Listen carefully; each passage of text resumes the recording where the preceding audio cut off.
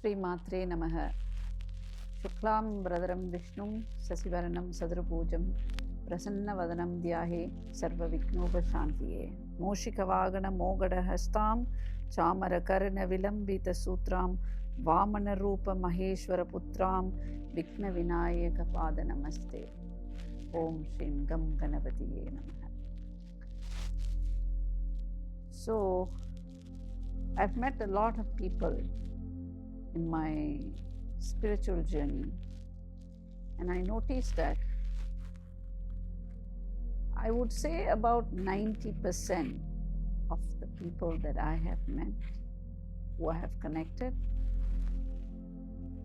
all their major pain and the cause of the major pain are from their karma and their Pitru karma, the karma of the ancestors.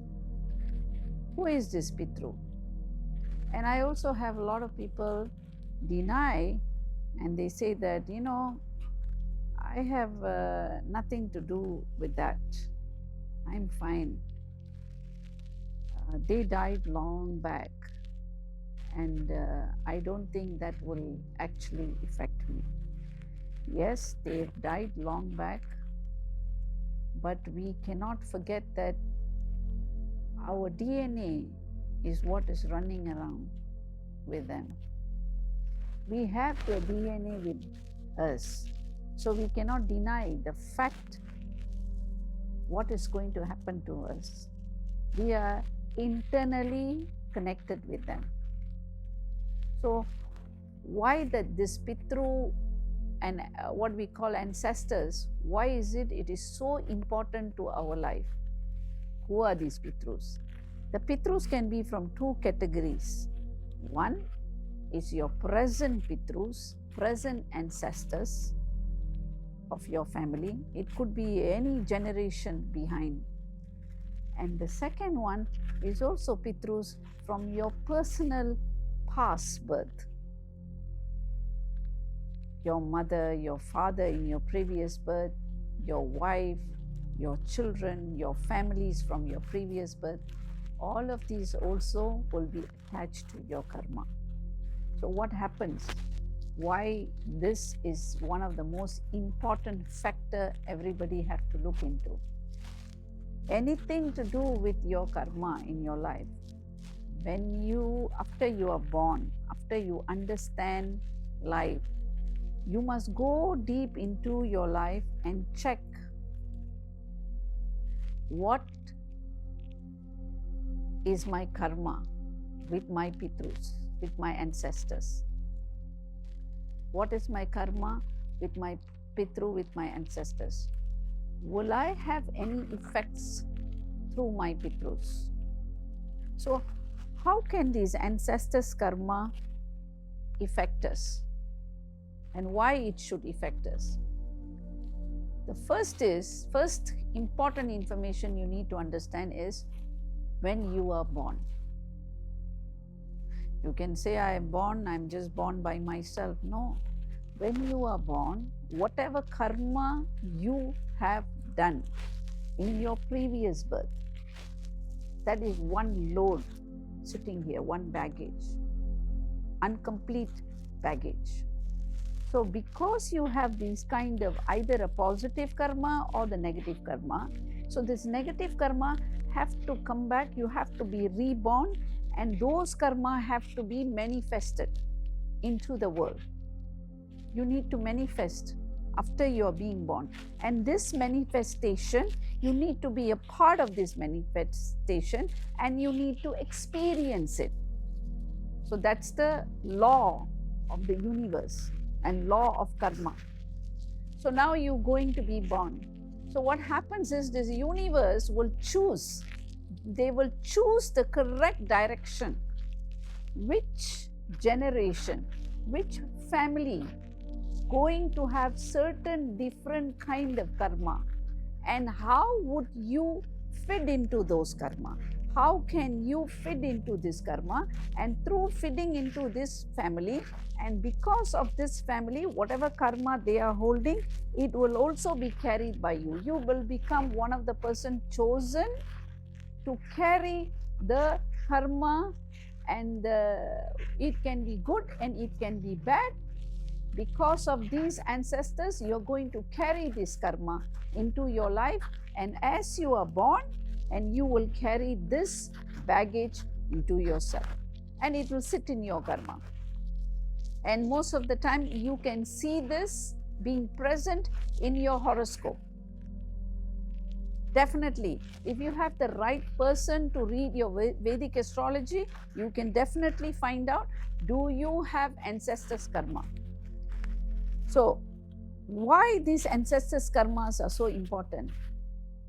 To be very, very frank to you, it is very difficult to escape the ancestral karma, because these karmas, whatever your ancestors have done, whether they hurt somebody, whether they have, because of them someone died, or because of them somebody lost a lot of money, or they themselves misused the finance, they have done any major mistakes, because of them somebody lost their property, somebody lost their relationship, because of them the generation have received certain kind of curses. All of these will be strongly present in each and one person, every person who is coming into that generation. Sometimes, like in your family, you are 5 siblings. Not all the 5 siblings will carry that karma. Many years back, I met one person with a very, very strong ancestral karma. And very interesting karma is that in that generation,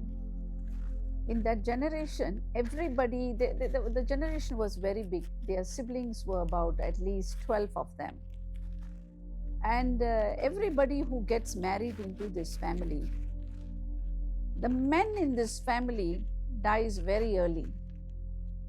So we call it durmaranam, or unnatural death. So they die very early, and every time, and this continues. And finally,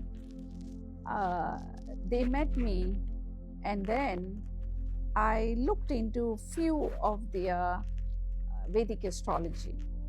When I looked into few of their Vedic astrology, there's a very sensitive karma was placed, a karma of a woman. It was a pain of a woman. I can't even call it as a curse.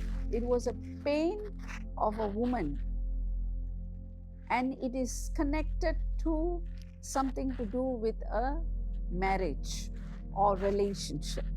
So that's exactly what I saw in many of their family members' horoscope. So the first generation, I noticed that many of them lost their wives, husbands. The second generation, I also noticed again the same thing repeated. Even the niece and the nephews, they either they are separated or they break up. So the same thing was continuing in that generation. So where is this coming from? So I saw a woman's karma there in that. So I found out that when this particular person, I think he died, when he died, he was about 103-4 years old. He was quite an elderly person. So when he died, before he died, he was the eldest son of his family somewhere in India, and he liked a girl, and she was very young, and he was also very young, and because they come from a different part of religious background, they come from different kind of a caste, I would say. One is more of a Brahminical caste, another one is a different kind of caste. So they were not able to be together, and I'm talking about in the early 1900. 1913, 1912, 1914. I'm talking about that duration. So people's mindset was very different compared to now.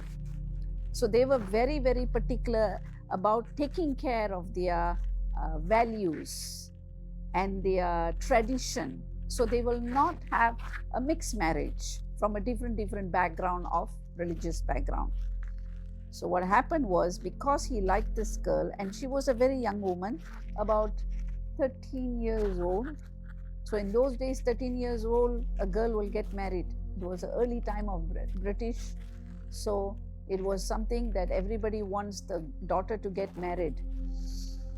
So, and when they wanted to plan to leave the town together, and he was also a very rich person at that time, leave the town together, the parents of the girl found out, and they took her and kept her in hiding, and eventually they actually killed her. She died. And when she died, that became a very angry part, and they were very angry with this boy because of them, because they killed her because they were very particular about their line, their generation, and the tradition and the values they hold, and they will not be allowed to get married to somebody from a different generation and different style of living. They found it very difficult. They are different caste, and the society will not accept. So it was a very sensitive thing for them at that time. So they killed her, and this boy, this family of this girl wanted to do something to that boy. They wanted to harm him. So his parents wanted to ship him out from that country. So he left that country and he went to a different country. So I met that man many years back, and his wife was there, and he passed away when I met him. He was 103 years old, and his wife was also very old. So they had this generation. So who is this girl that I have seen in their generation was exactly this particular girl. So she was very young, and she wanted to live, and she wanted to marry this person, and she was present. So her pain and the curse of her family towards this boy who was married and an elderly man eventually, that curse caused the damage to this generation. So that made that all the people who come into that family, women who come into the family or women who are born in the family, they lost this relationship. So it was very difficult to maintain that relationship in that generation.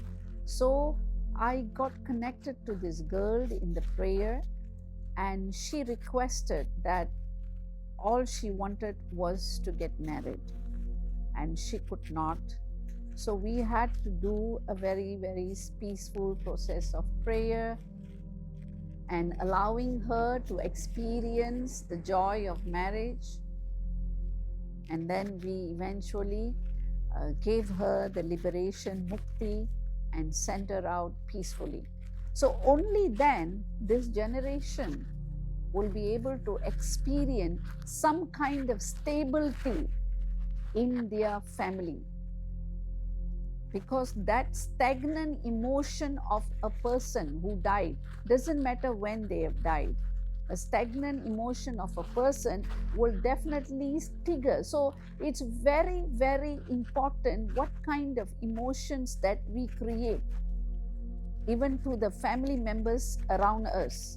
It's very important. The state of their mind, the state of the mind of a person who's dying, the completion of the person, the completion with life.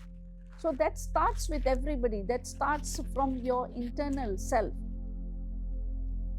So when a person is holding towards certain emotions like these, when a person is holding this kind of karma, so these are the karma will be stagnant just like this girl's karma, it will be stagnant. And because the Atma, the soul, is not liberated, so this is going to be very stagnant.